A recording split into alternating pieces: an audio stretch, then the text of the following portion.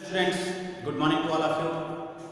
Welcome back once again in your online classes. आज हम अपनी कक्षा में अंग्रेजी ग्रामर की पुस्तक के अंतर्गत जो ट्रांसलेशन पार्ट है उसमें से आगे के चैप्टर के विषय में अध्ययन करेंगे। हमारा आगे का जो अगला चैप्टर है वह है फ्यूचर इंडेफिनिट टेंस। तो आइए हम देखते हैं फ्यूचर इंडेफिनिट टेंस।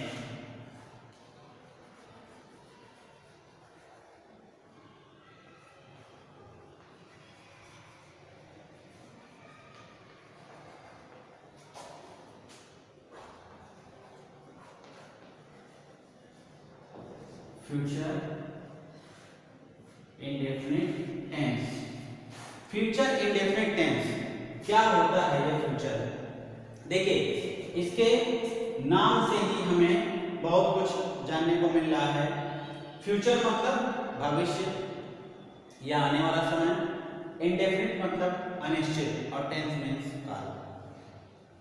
अर्थात हम कह सकते हैं कि इस टेंस में आने वाले जो समय है उसमें होने वाले कार्यों या घटनाओं के विषय का वर्णन होता है। हम कह सकते हैं कि जो भी आने वाले समय में घटना या कार्यों का वर्णन होता है वह अनिश्चित होता है, क्योंकि यहाँ पर देखिए लिखा हुआ है इंडेफिनिट टेंस, यानी कि भविष्य में होने वाले कार्यों या घटनाओं के बारे में जिसका वर्णन हो उसे फ्यूचर इंडेफिनिट टेंस कहते हैं।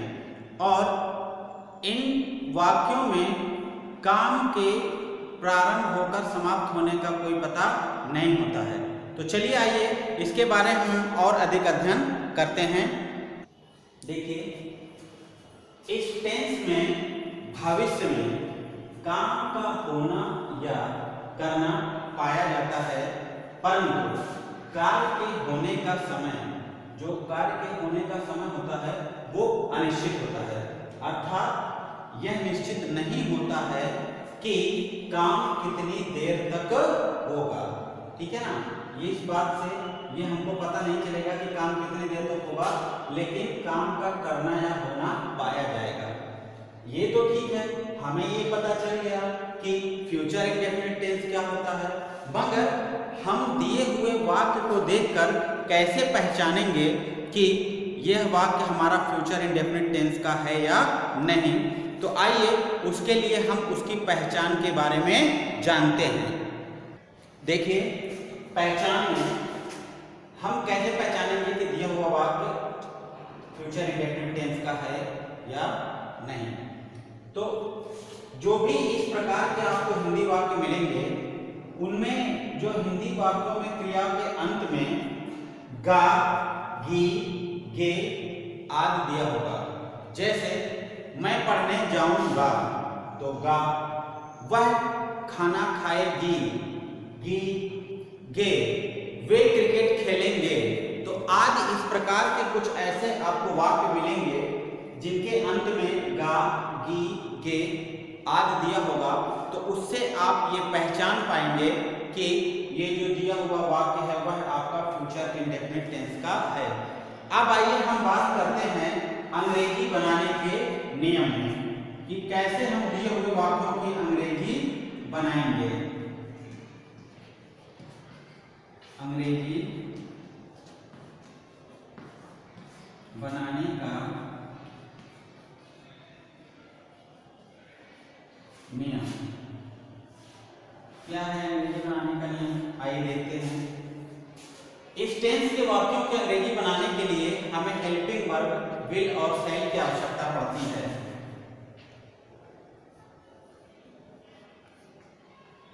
इन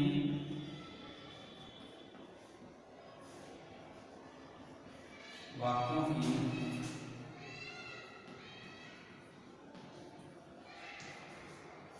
अंग्रेजी बनाने के लिए इन वाक्यों की अंग्रेजी बनाने के लिए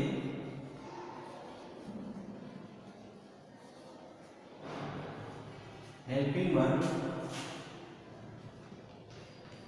विल और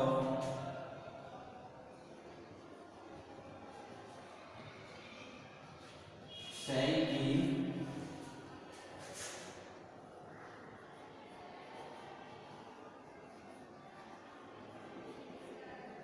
आवश्यकता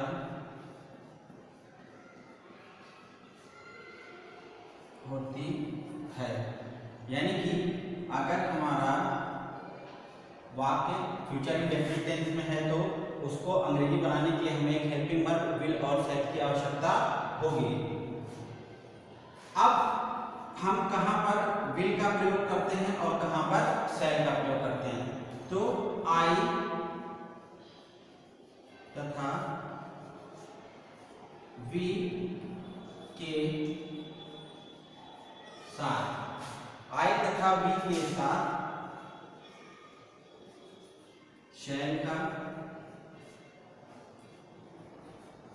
तथा बाकी सभी क्रियाओं के साथ, तथा बाकी सभी क्रिया नहीं कर्ताओं के साथ, बाकी सभी तथा बाकी सभी कर्ताओं के साथ विल का प्रयोग, विल का प्रयोग करते हैं। आई तथा वी के साथ सेल तथा बाकी सभी कर्ताओं के साथ हम विल का प्रयोग करते हैं।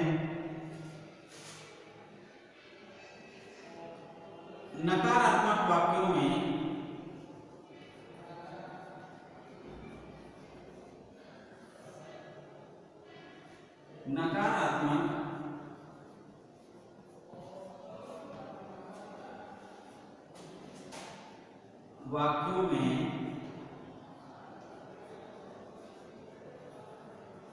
नॉट का प्रयोग,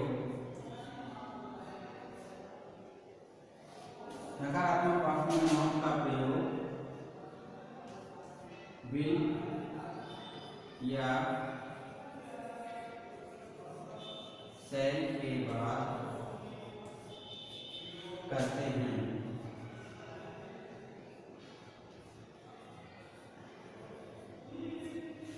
विल या सेल के बाद करते हैं। सभी कर्ताओं के साथ क्रिया की फर्स्ट फॉर्म का प्रयोग करते हैं।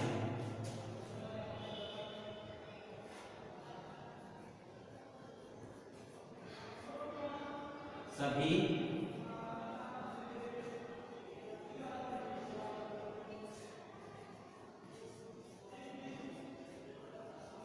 कर्ताओं के साथ,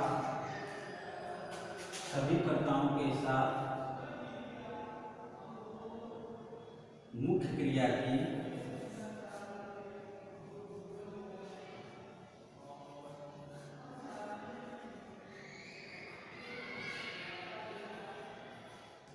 सभी कर्ताओं के साथ मुख्य क्रिया की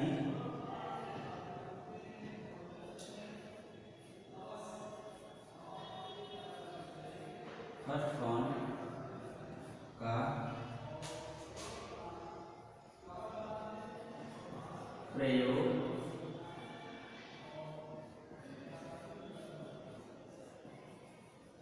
करते हैं। यानी कि कर्ता चाहे कोई भी हो, एक वचन हो या बहुवचन हो, सभी कर्ताओं के साथ हम क्रिया की फर्स्ट फॉर्म का ही प्रयोग करते हैं।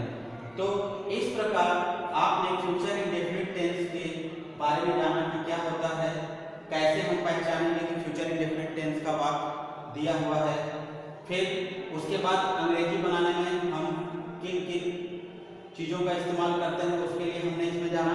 अब आइए हम देखते हैं इसके स्ट्रक्चर्स के बारे में कि अगर हमारा दिया हुआ वाक्य affirmative, negative, interrogative and interrogative negative में है तो हम किस प्रकार से उन वाक्यों की अंग्रेजी बनाएंगे। हम देखते हैं स्ट्रक्चर्स को कि कैसे हम इसका फॉर्मूला बनाते हैं।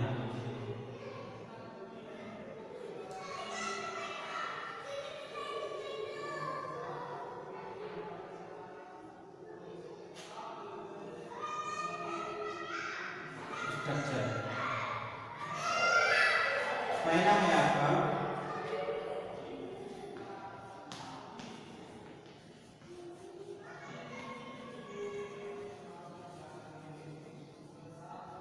Affirmative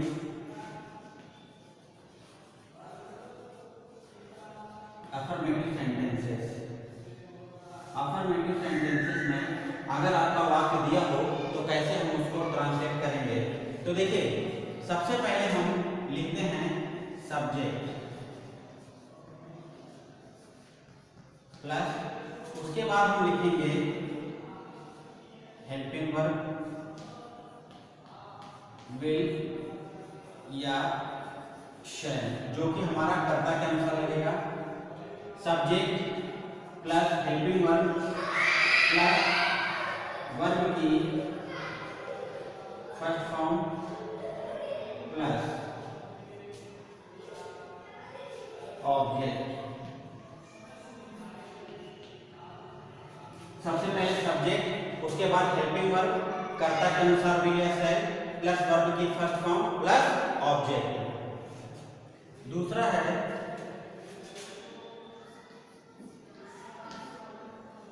negative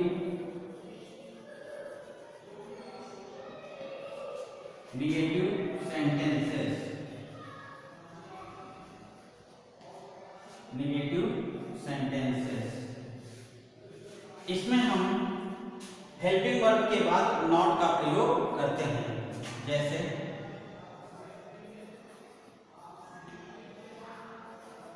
subject plus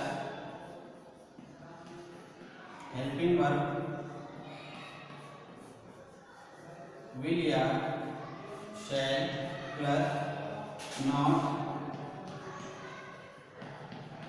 plus verb first form plus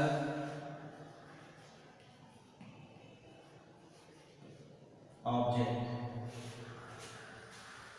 यानी कि जो हेल्पिंग वर्ब है हमारा, उसके बाद हम नॉट का प्रयोग कर देंगे। वहीं पर अब हमारा तीसरा आता है interrogative and negative sentences,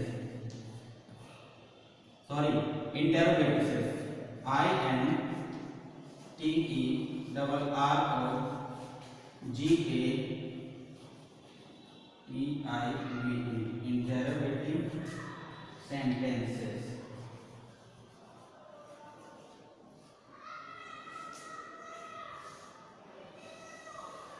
interrogative sentences ये दो तरीके से बनता है। पहला, यदि प्रश्नवाचक शब्द वाक्य के प्रारंभ में हो, और दूसरा यदि प्रश्नवाचक शब्द वाक्य के बीच में हो। तो पहला है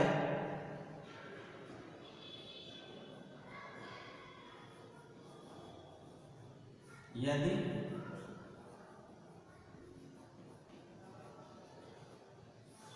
प्रश्नवाचक शब्द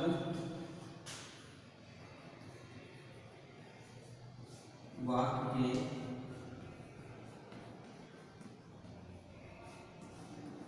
प्रारंभ में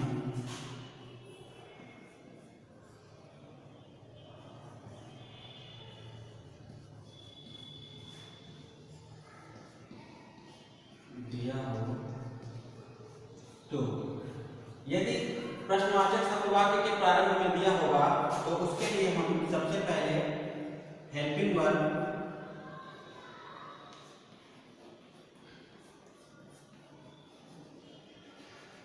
विल या शैल का प्रयोग करेंगे, प्लस फिर सब्जेक्ट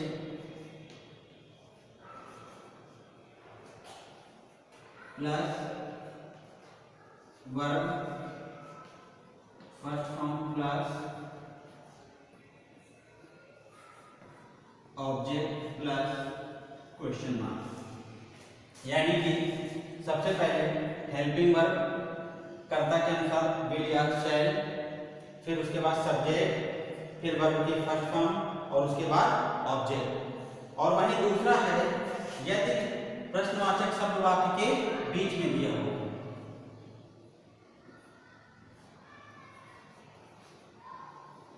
यदि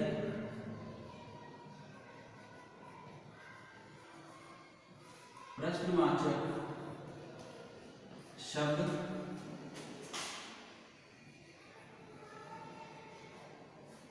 वाक्य के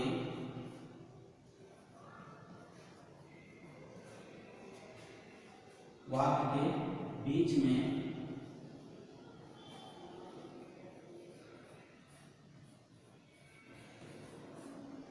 दिया हो तो तब क्या करेंगे? तो सबसे पहले हम उस प्रश्नवाचक शब्द की अंग्रेजी लिखेंगे। सबसे पहले हम उस प्रश्नवाचक शब्द की अंग्रेजी लिखेंगे। इसका मतलब question word plus helping verb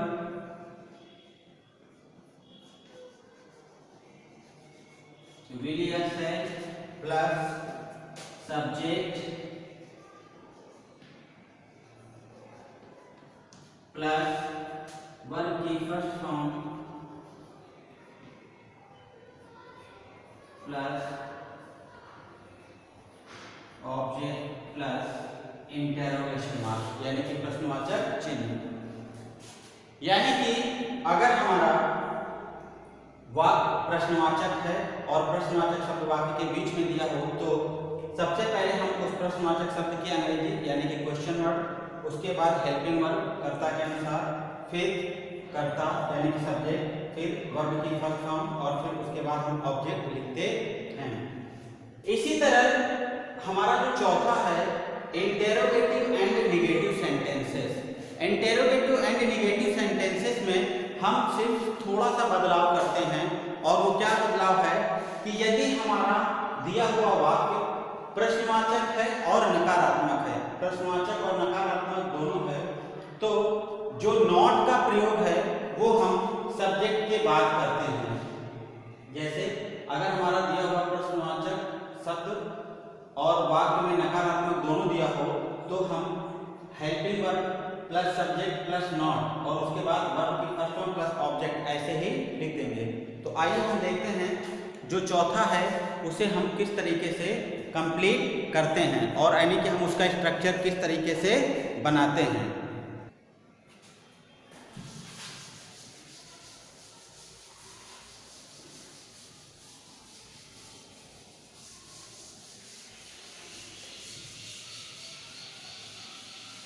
जो फोर्थ है आपका वो है interrogative and negative sentences D.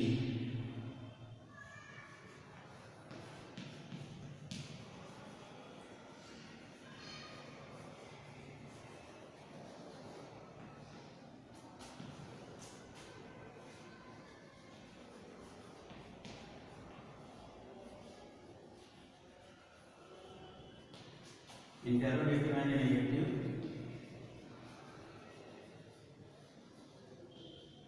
Sentences. जैसा कि मैंने आपको बताया इसमें ज्यादा चेंजेस नहीं करते हैं, सेम उसी तरीके से 1 and 2 यदि प्रश्नवाचक शब्द वाक्य के प्रारंभ में दिया हो और कैसा हो नकारात्मक हो तो उस केस में और दूसरे केस में हम कैसे बनाएंगे, थोड़े से चेंजेस करते हैं बस। हेल्पिंग वर्ब ऐसे ही लिखेंगे will या shall, उसके बाद सब्जेक्ट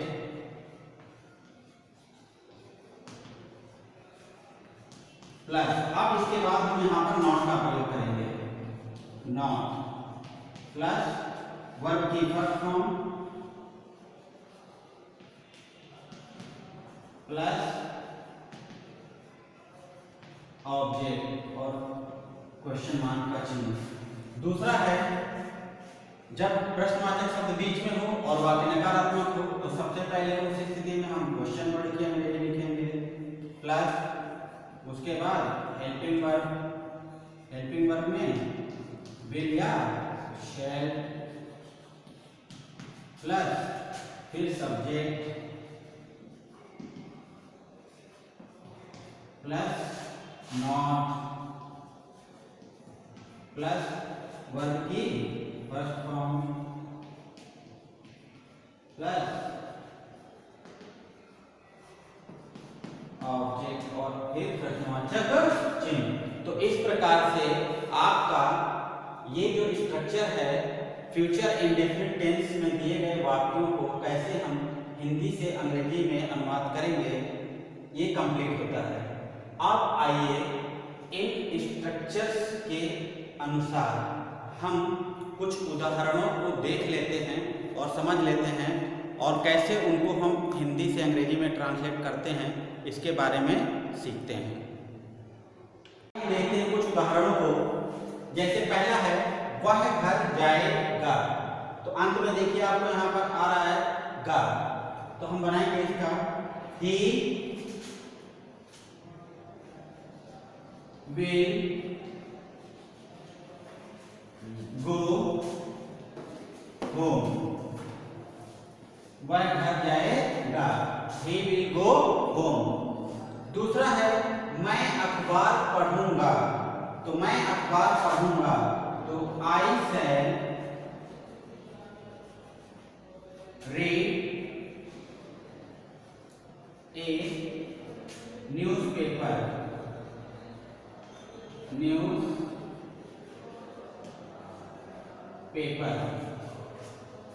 अगला है हम दूध नहीं पिएंगे, हम दूध नहीं पिएंगे, तो वी आपका हम के लिए लिखेंगे वी और आई और वी के साथ हम सेल लिखते हैं, तो वी सेल, चूंकि नकारात्मक है तो लिखेंगे नॉट।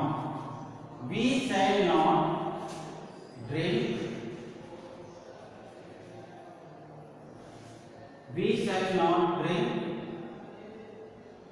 the milk,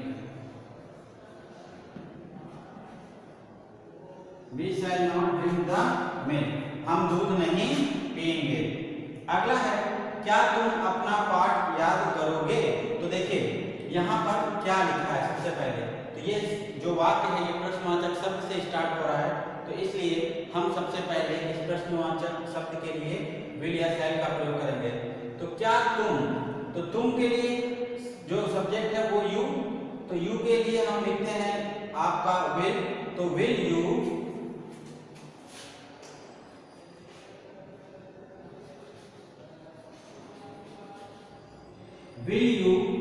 लर्न,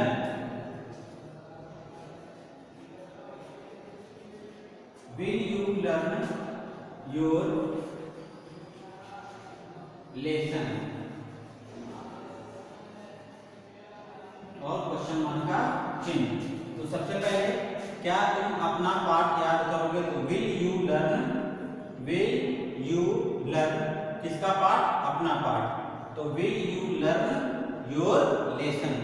अगला है वे अब क्या करेंगे, तो देखिए क्या शब्द जो है ये बीच में आया है, तो इस प्रकार के जो प्रश्नवाचक वाक्य हैं उसमें हम सबसे पहले उन प्रश्नवाचक शब्दों की अंग्रेजी लिखते हैं जो बीच में हों, तो यानी कि क्या, तो सबसे पहले हम लिखेंगे व्हाट। अब करता है यहाँ पर वे अर्थात दे, तो दे के साथ हम विल लगाएंगे, तो यहाँ लिखेंगे हम व्हाट विल दे। अब करेंगे what will they do now, अर्थात अब क्वेश्चन मार्क का चिन्ह, what will they do now, वे अब क्या करेंगे। अगला है क्या आज वर्षा नहीं होगी, यह वाक्य प्रश्नवाचक और नकारात्मक दोनों है, तो इसके लिए हम सबसे पहले आपका क्या शब्द दिया है उसकी अंग्रेजी के लिए हेल्पिंग वर्ब का प्रयोग करेंगे। तो क्या आज वर्षा नहीं होगी, तो विल इट